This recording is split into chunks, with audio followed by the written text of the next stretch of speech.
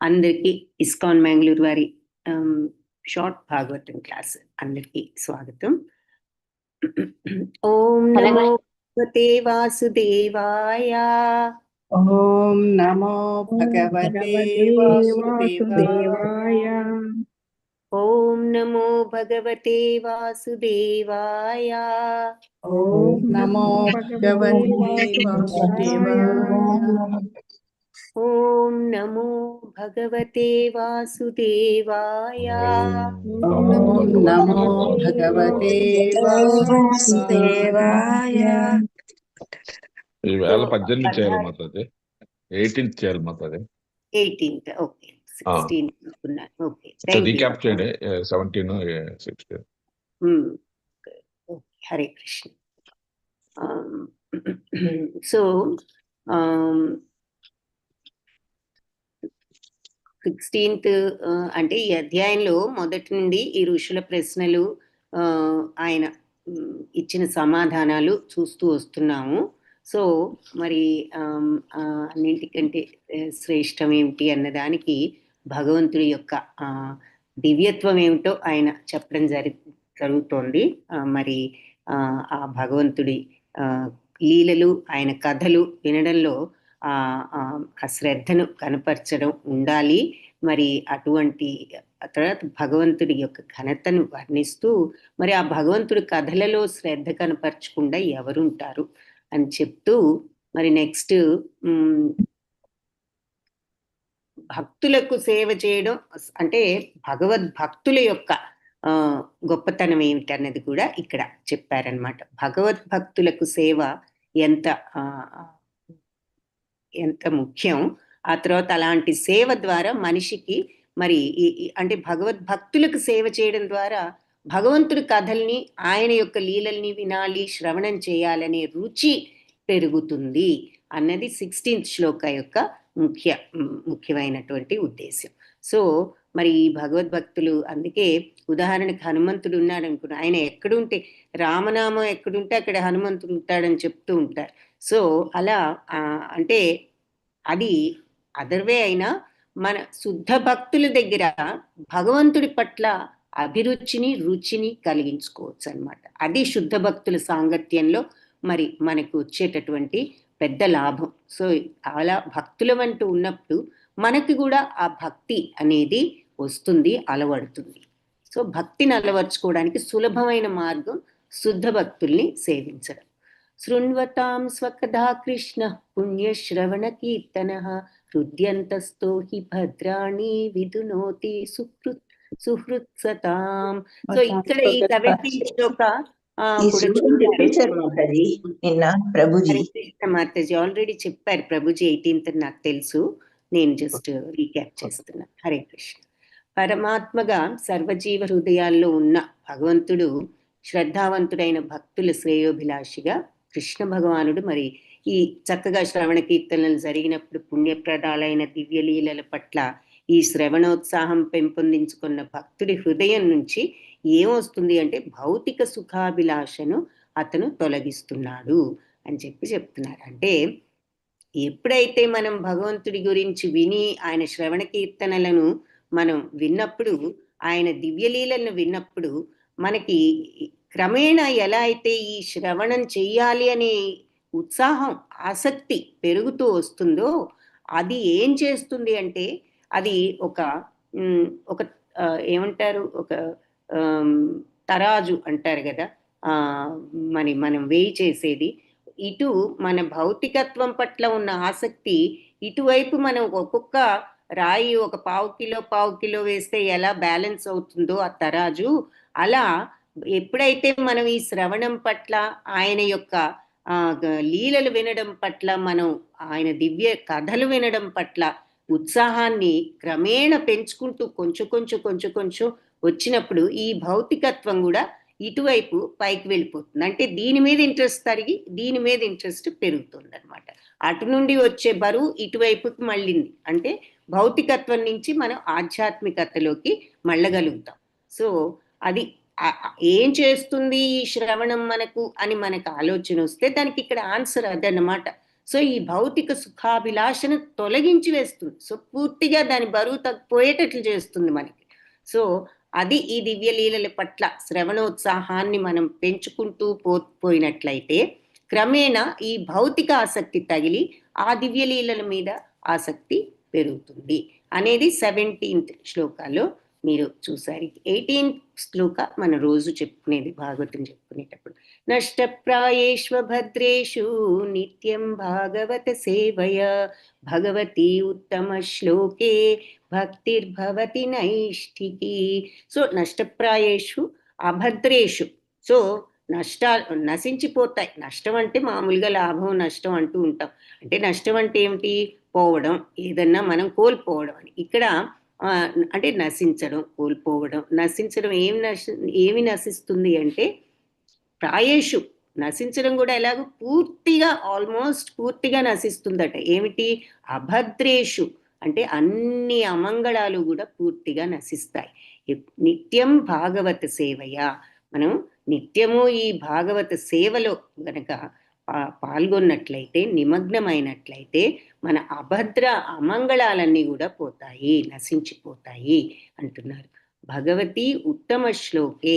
So ఈ భగవంతుడి యొక్క మరి ఈ దివ్య శ్లోకాలు, ఈ ప్రార్థనలు, అలాగే భక్తిర్భవతి నైష్ఠికి.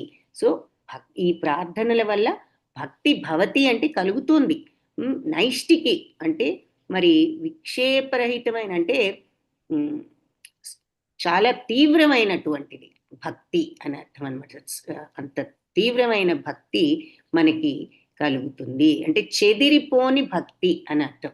సో అచంచలత్వం కూడా ఉండదు, స్థిరత్వం ఉంటుందన్నమాట భక్తిలో. అటువంటి భక్తి కలుగుతుంది, స్థిరమైన భక్తి కలుగుతుంది అంటున్నారనమాట. సో ఈ భగవంతుడి యొక్క ఈ ప్రార్థనలు విన్నట్లయితే ఈ స్థిరమైన భక్తి కలుగుతుంది. సో నిత్యంగా మనం చేసే ఈ భాగవత ఉపదేశాలన్నీ కూడా మనం శ్రవణం చేయడం ద్వారా, అలాగే శుద్ధ భక్తుల యొక్క సేవ చేయడం ద్వారా మనం మనసులో ఉన్న, ఇంతకు ముందు శ్లోకాల్లో మనం శుద్ధ భక్తుల గురించి చూసాము. ఇక్కడ భాగవత సేవయ అన్నారు కాబట్టి, భాగవతం అంటే మరి మనం చూసాం కదా 2 రకాలు ఉన్నాయి. ఏమిటి? మీరు చదివిన వాళ్ళందరికీ తెలుసు. ఒకటి ఏమిటి? గ్రంథ భాగవతం, భక్త భాగవతం. సో 2 భాగవతం అన్నదానికి 2 నిర్వచనాలు చెప్పొచ్చు.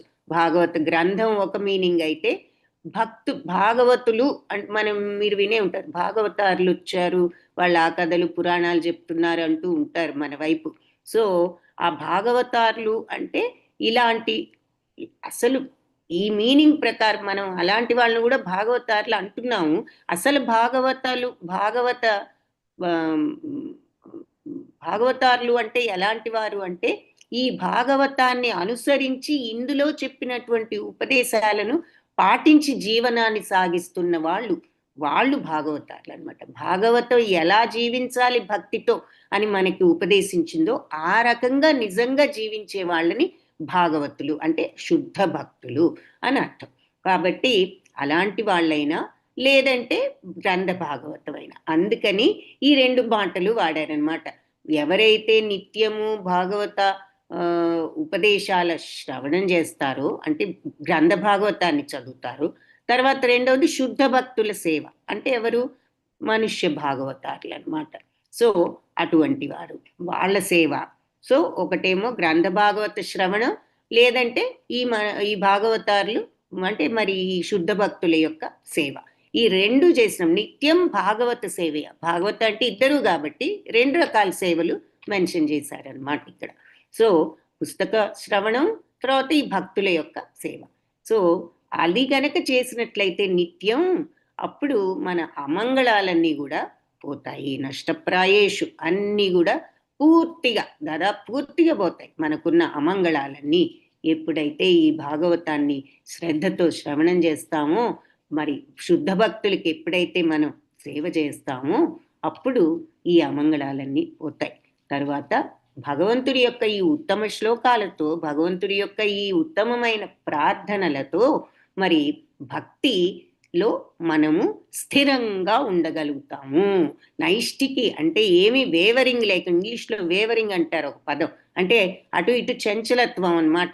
ఏదో ఒక రోజు ఉండి చేయకపోవడం, ఒక రోజు చేయడం, ఏమోలే అనుకోవడం, ఇంకో రోజు విపరీతమైన భక్తితో ఉండడం, అలా అంటే స్టెడీనెస్ లేకుండా ఉండడం. అలా కాకుండా విక్షేపరహితం అంటే అట్లా ఊగిసలాట లేకుండా స్థిరమైనటువంటి భక్తి ఏర్పడుతుంది అని చెప్తున్నారు. ఈ భగవంతుడి యొక్క ఈ ఉత్తమమైన ప్రార్థనలతో మనకు, అంటే ఈ భగవంతుడి ఉత్తమమైన ప్రార్థనలు ఎక్కడి నుంచి వచ్చాయంటే భాగవత శ్రవణంలో. సో అది, ఎక్స్క్యూజ్ మీ.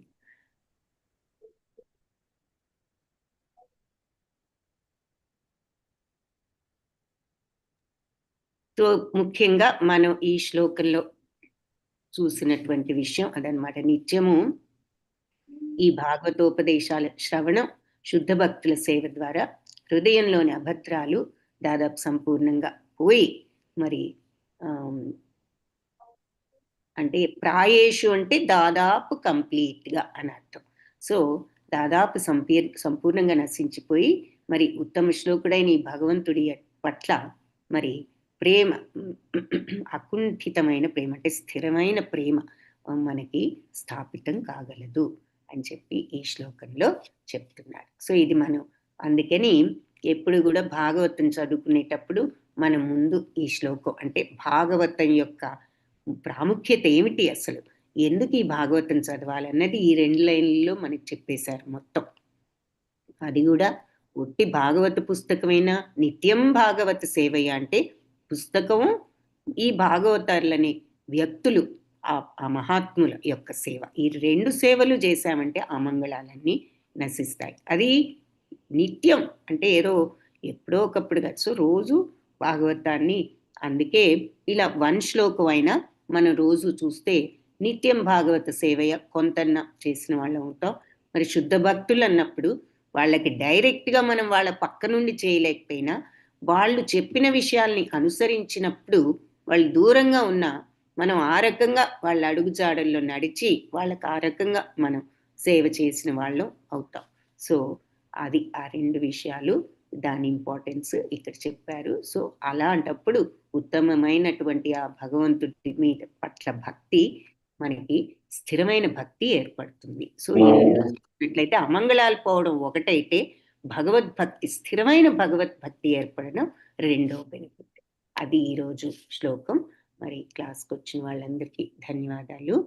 వాంఛాకల్పతరుభ్యశ్చ కృపా సింధుభ్య ఏవ చ పతితానాం పావనేభ్యో వైష్ణవేభ్యో నమో నమః. హరే కృష్ణ.